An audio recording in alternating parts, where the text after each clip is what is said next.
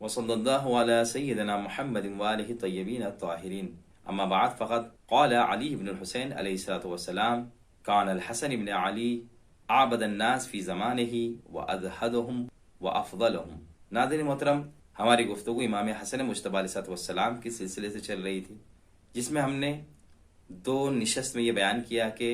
किसी भी इंसान को परखने के लिए, उसे जानने के लिए उसके तीन तरह के राबते देखने होंगे। जिसमें पहला राबता अपने खालिक के साथ, परवरदिगार के साथ कि उसका कैसा राबता है। दूसरा राबता खल्क खुदा यानी लोगों के साथ उसका राबता किस तरह का है। और एक राबता दुश्मन के साथ। तो इस राबते को देखने के लिए कि इमाम हसन मुज्तबा अलैहिस्सलाम का राबता दुश्मनों के साथ कैसा राबता था, बहुत जानना ज़रूरी है। इसलिए कि जानना इसलिए भी ज़रूरी है क्योंकि बाज़ लोगों का ये ख्याल या बाज़ लोगों का ये एतराज़ के और इस तरह की तोहमत इमाम की तरफ लगाना कि इमाम हसन मुज्तबा अलैहिस्सलाम अल-याज़ु बिल्लाह शुजा नहीं थे, बहादुर नहीं थे, ये एक गलत नज़रिया, एक गलत फिक्र है कि जो बाज़ लोगों के जहनों में पाई जाती है कि इमाम हसन मुज्तबा अलैहिस्सलाम ने इसलिए सुलह कर ली। ऐसा हरगिज़ नहीं है, बल्कि इमाम हसन मुज्तबा अलैहिस्सलाम दूसरे अइम्मे मासूमीन अलैहिमुस्सलाम की तरह ही एक शुजा, एक बहादुर इंसान थे, बहादुर इमाम थे। लिहाजा आज हम आपके सामने कुछ ऐसे नमूने पेश करेंगे कि जो आपकी बहादुरी, आपकी शुजाअत की अक्कासी करते हैं और ये बताते हैं कि दुश्मनों से आप किस तरह से पेश आए। जैसा तारीख ने लिखा है कि अभी इमाम हसन मुज्तबा अलैहिस्सलाम कमसिन थे, उसी में आपकी बहादुरी का एक इस तरह से किस्सा बयान किया गया कि अबू सुफियान कि जो दीन इस्लाम का और मुसलमानों का सख्त तरीन दुश्मन था, जो मुशरिकान मक्का का सरगना और उनका लीडर था, उसके साथ किस तरह से आप पेश आते हैं। लिहाजा तारीख ने लिखा है कि यही अबू सुफियान जो मुशरिकान मक्का था और तमाम मुशरिकों का लीडर था, जब सारी जंगों से थक चुका होता है, हार चुका होता है, मजबूर होकर मक्के से मदीने आता है ताकि पैगंबर अकरम सल्लल्लाहु अलैहि वसल्लम के साथ सुलह कर लें, उनसे मुसालमत कर लें। लिहाजा मौला कायनात अलैहिस्सलाम खिदमत में आता है और कहता है कि आप पैगंबर अकरम सल्लल्लाहु अलैहि वसल्लम के चचाजाद भाई हैं, आप मेरे लिए शफी करार दें, आप मेरे लिए वास्ता बने ताकि पैगंबर अकरम सुलह कर लें और ये जंगें ख़त्म हो जाएं। इमाम अली अलैहिस्सलाम उसके इस तकाजे को ठुकरा देते हैं और कहते हैं मैं हरगिज़ ऐसा नहीं करूंगा। लिहाजा तारीख ने लिखा है कि उसी वक्त, उसी असना में अबू सुफियान की नज़र दुख्तर पैगंबर अकरम सल्लल्लाहु अलैहि वसल्लम की जो पुश्ते पर्दा थी और उनकी गोद में इमाम हसन मुज्तबा अलैहिस्सलाम बैठे हुए थे, देखता है और कहता है कि दुख्तर पैगंबर अकरम, ए नबी की बेटी, तू अपने इस बेटे को मेरे लिए वास्ता करार दे ताकि जो है पैगंबर अकरम मेरे साथ सुलह कर लें। इमाम हसन मुज्तबा अलैहिस्सलाम उस पर्दे के पीछे से आते हैं और अभी कमसनी का आलम है और देखिए आपकी जुर्रत, आपकी शुजाअत किस कदर पाई जाती है। जाहिर है इमाम चाहे बचपना हो या जवानी हो या बुढ़ापा हो, इमाम होता है हर वक्त में और ये सिफात उनके अंदर पाई जाती है। इमाम हसन मुज्तबा अलैहिस्सलाम जनाब सैयदा सलामुल्लाह अलैहा की गोद से नीचे तशरीफ लाते हैं और पर्दे के पीछे से आने के बाद तारीख में लिखा है कि आप अपने एक हाथ से अबू सुफियान की नाक को पकड़ते हैं और दूसरे हाथ से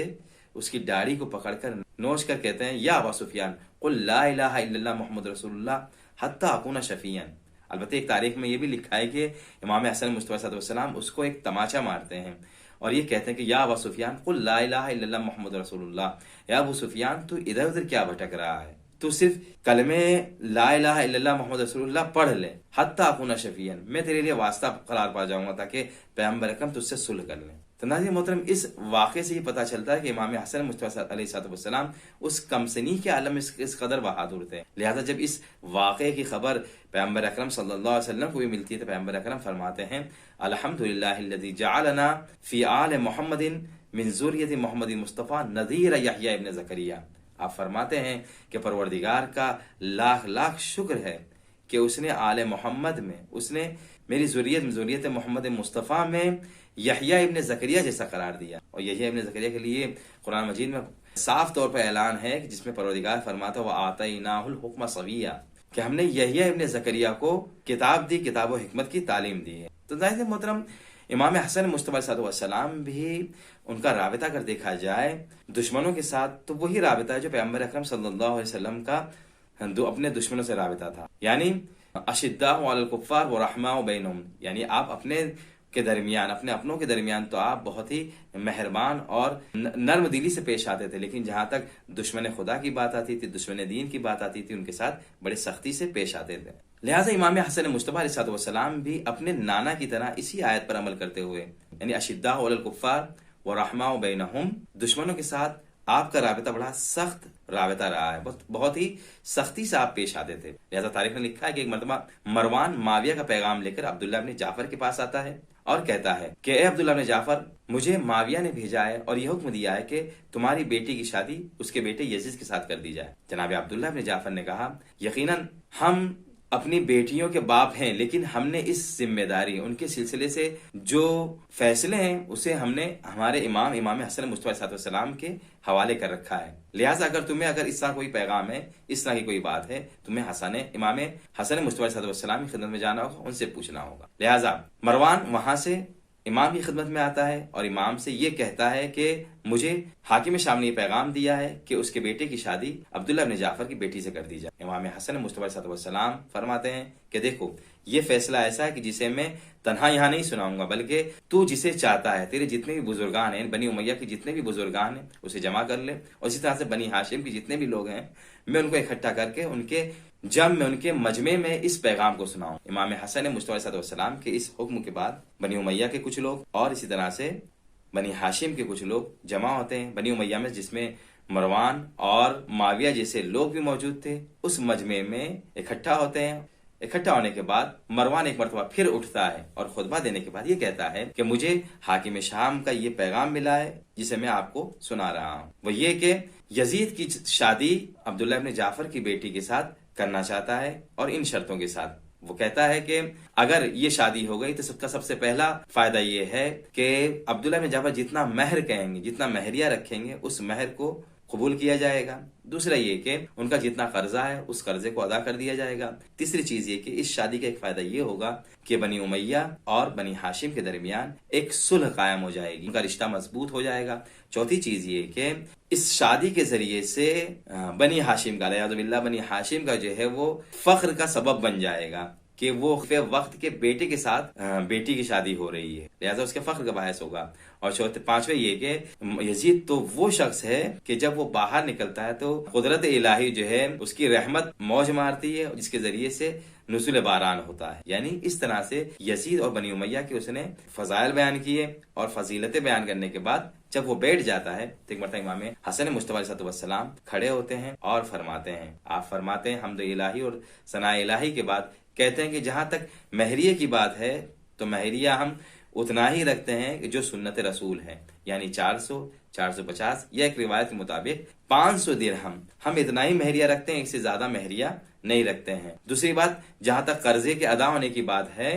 तो बनी हाशिम की बेटियों में कब ऐसा हुआ है कि किसी बेटी ने अपने बाप का कर्जा अदा किया, यानी हम इसको हरगिज कबूल नहीं करते हैं। तीसरी बात, जहां तक दोनों कबीले में यानी बनी हाशिम और बनी उमैया के दरमियान सुलह हो जाएगी, मुसालमत हो जाएगी, दोनों का राबिता मजबूत हो जाएगा, तो ये जान ले कि फइन्ना आदैनाकुम लिल्लाहि फिल्लाहि फला नुसालिहुकुम लिद्दुनिया। इमाम हसन मुस्तफा सल्लल्लाहु यहाँ पर साफ तौर पर यह ऐलान कर देते हैं कि अगर हमारी जंग है, अगर हम नफरत करते हैं, यानी बनी उमैया के साथ अगर हमारा राबिता सख्ती का राबिता है तो फइन्ना आदैनाकुम लिल्लाहि व फिल्लाहि, तो हमारा ये राबिता,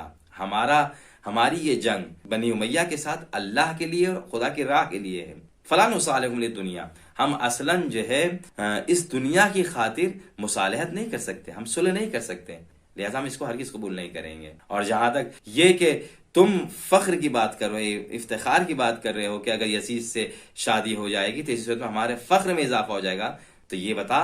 कि मकाम नबूवत बुलंद है या मकाम खिलाफत बुलंद है? मकाम खिलाफत हरगिज मकाम नबूवत से बुलंद नहीं है, और मकाम नबूवत है जो हमारी खानदान में है। लिहाजा अगर फख्र और इफ्तिखार की बात है तो ये तो यजीद के फख्र में इजाफा हो जाएगा अगर शादी हो जाए। और जहां ये तू कह रहा है कि यजीद का चेहरा नुज़ूल रहमत का सबब है, तो ये जान ले कि ये मोहम्मद और खानदान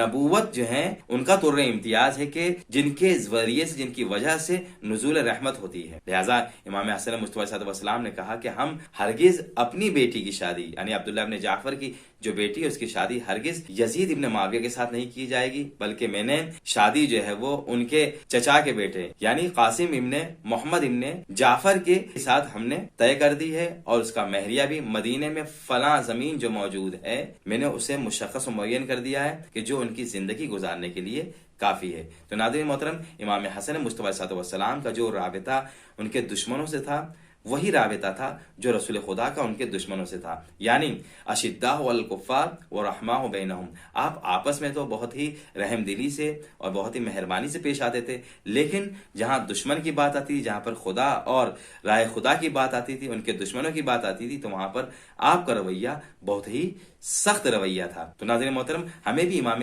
हसन मुस्तफा सल्लल्लाहु अलैहि वसल्लम की इस सीरत पर अमल करते हुए जो खुदा के और खुदा के दीन के जो दुश्मन हैं उनसे जो राबिता रखना है, बड़ा ही सख्त और दुश्वार राबिता रखना है। वस्सलामु अलैकुम व रहमतुल्लाह।